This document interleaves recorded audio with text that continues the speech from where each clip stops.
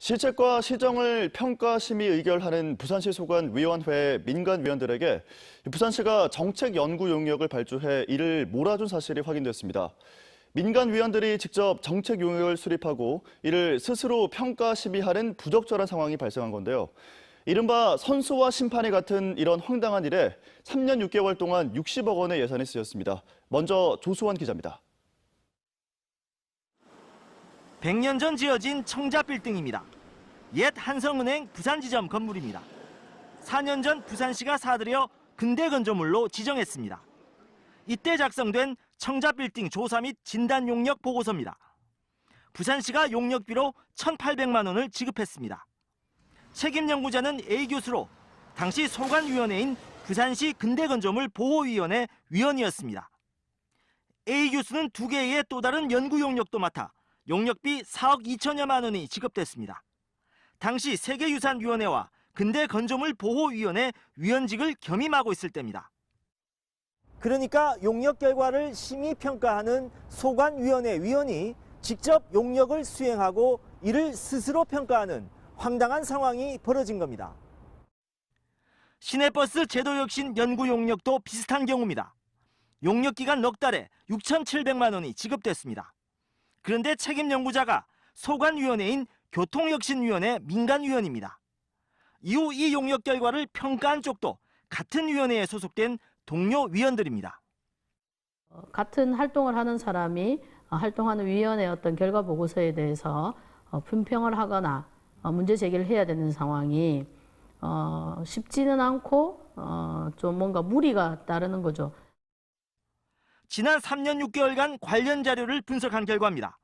부산시는 135건의 정책 연구 용역을 발주했으며 이 중 45건, 33.3%가 소관위원회 위원이 직접 용역을 수행하고 스스로 평가한 셀프 용역으로 확인됐습니다.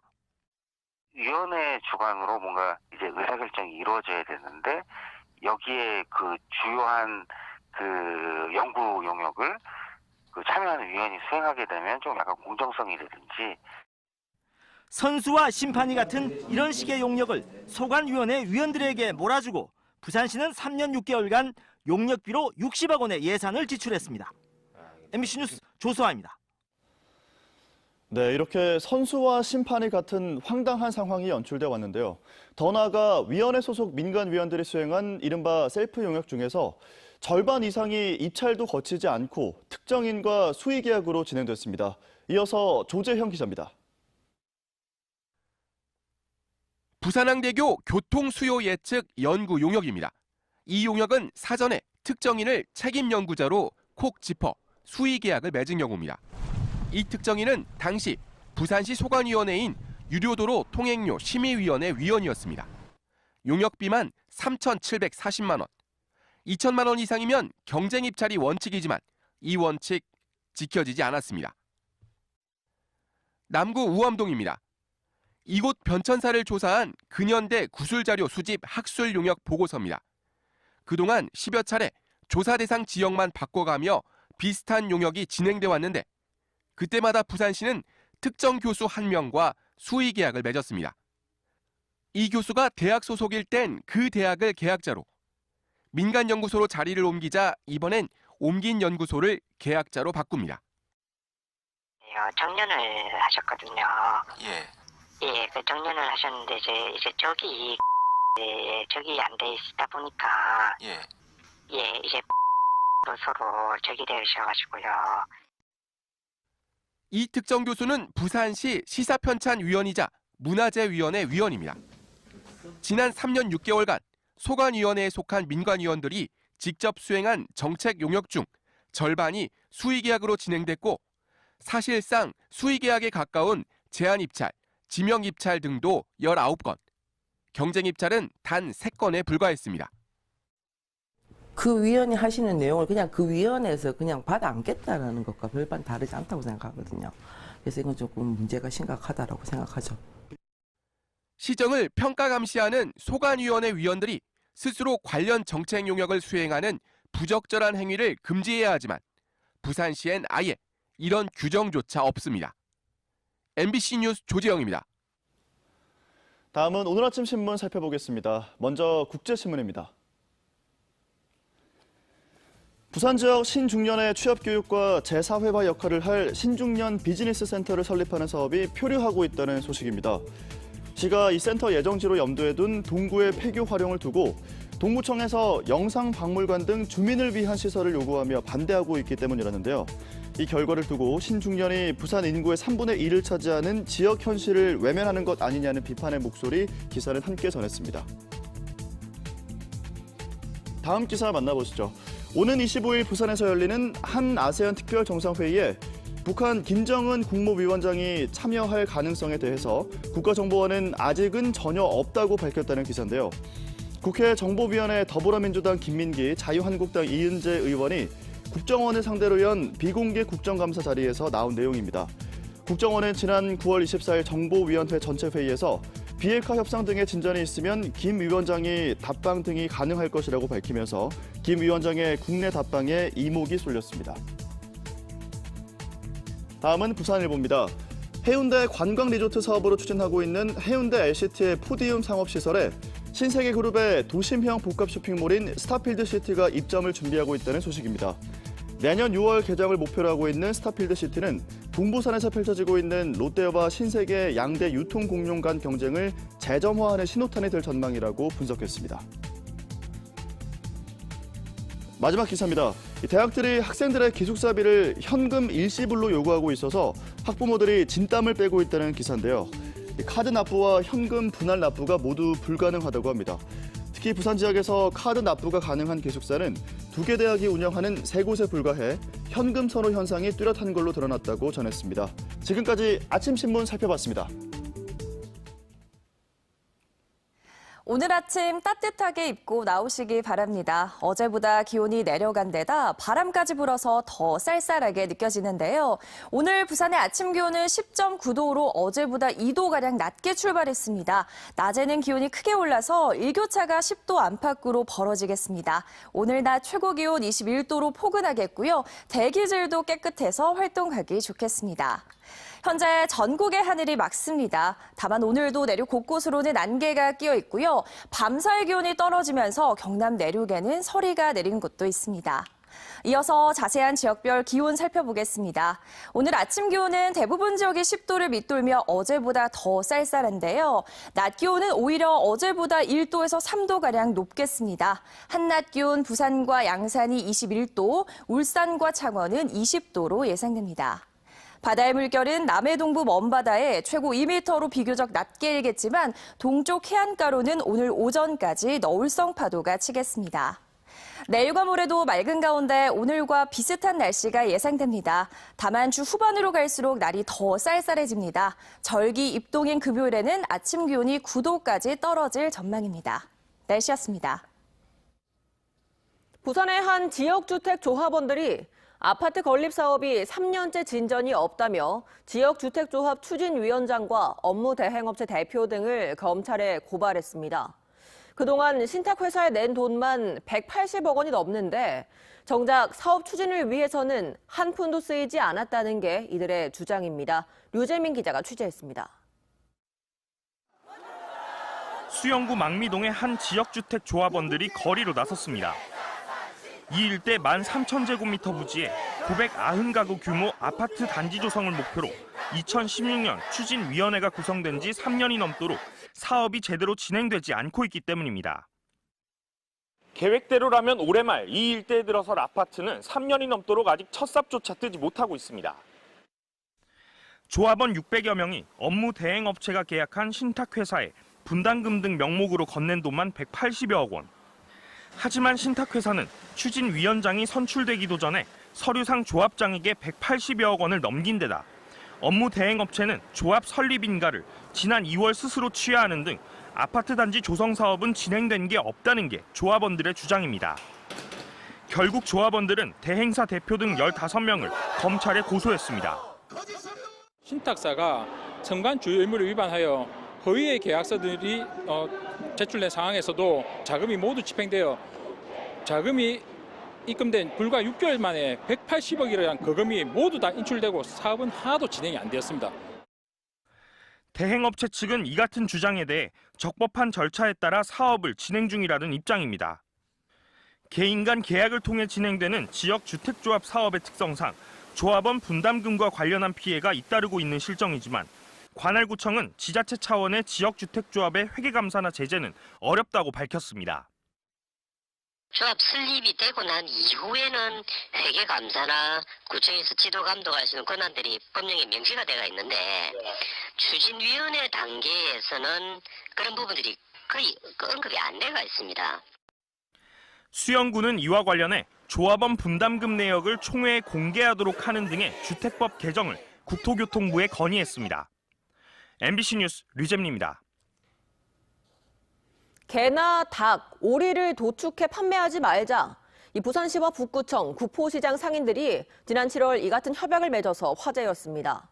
당시 지자체로부터 지원금을 받기로 한 상인들은 향후 업종 전환까지 약속을 했었는데요. 최근까지도 이 시장에서 개고기가 판매됐던 것으로 확인됐습니다. 송광모 기자의 보도입니다. 검은 비닐봉지 속 고기 덩어리, 얼리지 않은 개고기입니다. 한 동물활동가가 폐쇄된 구포 가축시장의 한 가게에서 지난달 구입한 것입니다. 게 45,000원. 그만큼 사면 안 될까? 그렇게 파는 건 없어요. 이곳에선 지난 7월부터 개와 같은 가축을 도축하거나 판매하는 행위가 금지됐습니다. 잔혹하게 개를 도축하는 영상이 온라인에 퍼지며 논란이 일자 상인과 지자체가 도축, 판매를 하지 않기로 협약을 맺은 것입니다. 상인들에게는 폐업과 업종 전환을 조건으로 매달 생활 안정자금도 지급됐습니다. 자꾸 의심이 가는 겁니다. 그래서 제가 보름 전에 이제 누나하고 엄마하고 가면서 이제 한번 이래 해봐라 했더만 진짜 파는 거 키로에 얼마씩 이래가지고. 해당 업소를 직접 찾아가 봤습니다.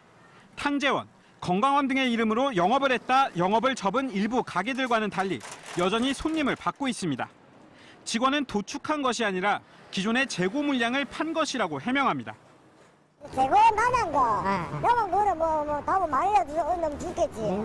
거기 내빌 거야 음식은. 거기에 꼭 풀려도 해라 놓게 통 사정을 해라 놓게 죽겠지. 하지만 팔린 개고기가 다른 도축장에서 새로 들여온 것인지는 확인조차 어렵습니다. 단속 자체가 어렵다는 게 북구청의 설명입니다. 살아있는 가축의 도축 판매업 부분에 있어서는 수시로 언제든지 확인을 해서 처리할 수 있는 부분인데 유통 과정에서까지는 저희가 한계가 있는 것으로. 개고기 판매 논란이 일자 북구청은 일단 해당 업소에 대해 협약 위반 여부를 조사하는 등 현장 단속을 강화하겠다고 밝혔습니다. MBC 뉴스 송강모입니다.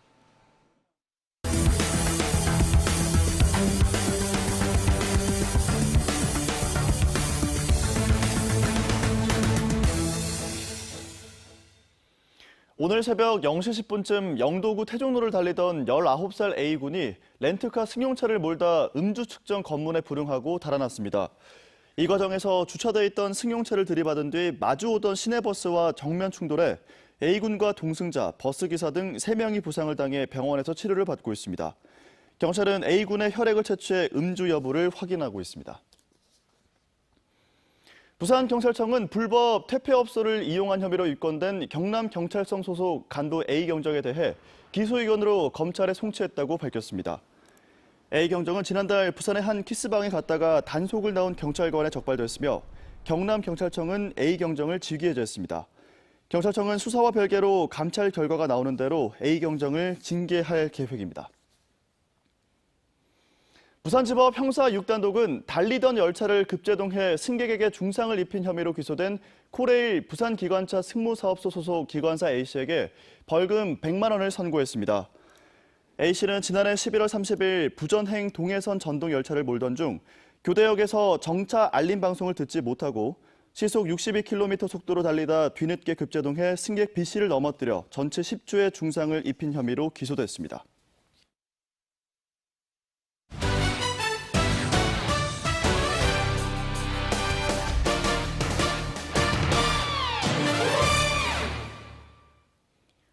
롯데자이언츠가 투수 노경은과 계약기간 2년, 계약금과 연봉, 옵션 등 총액 11억 원으로 FA 계약을 체결했습니다. 지난 2016년 구원준과 트레이드돼 롯데 유니폼을 입은 노경은은 2018 시즌 총 33경기 가운데 19경기에 선발로 출전해 9승 6패 평균 자책점 4.08을 기록했습니다. 하지만 올해 초 구단과 계약 조건을 둘러싸고 마찰을 빚어 재계약에 실패했고 1년 동안 선수 생활을 중단한 바 있습니다. 프로농구 부산 KT 소닉붐이 올해 KBL 신인 드래프트에서 포워드 최대어로 꼽힌 문상옥을 지명했습니다. KT의 서동철 감독은 어제 서울 송파구 잠실학생체육관에서 열린 2019 KBL 국내 신인 선수 드래프트에서 1라운드 7순위로 문상옥을 호명했습니다. 중앙대 출신인 문상옥은 올해 대학 농구리그에서 평균 16.9득점, 5.7 리바운드, 2.3 어시스트를 기록했습니다. 문상옥은 오는 10일 인천 전자랜드 전부터 경기 출전이 가능합니다. 부산교육청은 오는 7일부터 사흘 동안 백스코 제2전시장에서 지역 직업교육 활성화를 위한 2019학년도 부산 직업교육 박람회를 개최합니다. 이번 박람회는 특성화고와 마이스터고 학생들에게 전문기술 능력과 전문 기능인으로서의 자긍심을 높여주고 초중학생들에게 진로 탐색과 직업체험 기회를 제공하기 위해 마련됩니다. 이번 박람회에는 부산 특성화고와 마이스터고 37개 학교가 참가해 기능전과 예능전, 직업체험전 등 전시와 함께 개막 공연과 특별 공연도 선보일 계획입니다. 청년층의 인구 유출 등으로 부산의 인구 감소를 막기 위해서는 양질의 일자리 제공을 위한 기업 유치가 시급하다는 지적이 나왔습니다. 한국은행 부산본부가 홍기석 이화여대 경제학과 교수와 함께 내놓은 부산 지역 인구 이동 분석 보고서에 따르면 지난 2000년부터 2017년까지 부산의 인구 증가율은 마이너스 0.38%로 16개 광역시도 가운데 두 번째로 낮고 65세 이상 고령 인구 비중은 가장 높았습니다. 이 기간 20, 30대 인구의 지속적인 순유출이 있었고 특히 부산을 떠난 인구의 53%가 경남으로 이동한 것은 교육을 위해 부산으로 왔다가 졸업 후 다시 이동하는 경향 때문인 것으로 분석됐습니다. 부산교통공사가 부산과 울산, 경남 지역 주요 대학을 대상으로 찾아가는 채용 설명회를 실시합니다. 부산 지역에서는 부산대 등 7개 대학이 교통공사 채용 설명회를 정식 요청해 오늘 경성대와 동의대를 시작으로 14일까지 이어집니다. 이 자리에는 채용 담당 직원과 해당 대학 출신 신입사원이 함께 참석해 공채 전형과 입사 경험 후기 등을 설명할 예정입니다. 부산항에 20년 만에 국산 항만 크레인이 설치될 전망입니다. 부산항만공사는 오는 2022년 부산항 신항 2의 5단계 부두에 2,600억 원을 들여 도입할 안벽 크레인 등 항만 크레인 43기의 발주 공고를 국내 업체를 대상으로 진행한다고 밝혔습니다. 이 같은 계획에 변동이 없다면 부산항에 국산 안벽 크레인이 설치되는 건 지난 2003년 이후 처음입니다. 부산시가 어제자로 신공항 본부장에 박동석 인재개발원장을 임명했습니다. 시 관계자는 전임 송광햄 본부장이 김해 신공항의 총리실 검증 이관에 핵심적인 역할을 다했다며 이제부터는 중앙정부와의 소통과 창의적 기획력이 필요한 시기라 판단했다며 인사 배경을 설명했습니다. 시는 이에 앞서 총리실 검증 과정에 참여할 실무협의회에 장형철 시민행복소통본부장을 추천한 데 이어 동남권 관문공항 추진기획단 사무실을 시청 3층에 마련해 검증 절차에 대비하고 있습니다. 오늘 아침 따뜻하게 입고 나오시기 바랍니다. 오늘 부산의 아침 기온은 10.9도로 어제보다 2도가량 낮게 출발했는데요. 낮에는 기온이 크게 올라서 일교차가 10도 안팎으로 벌어지겠습니다. 오늘 낮 최고 기온 21도로 포근하겠고요. 대기질도 깨끗해서 활동하기 좋겠습니다.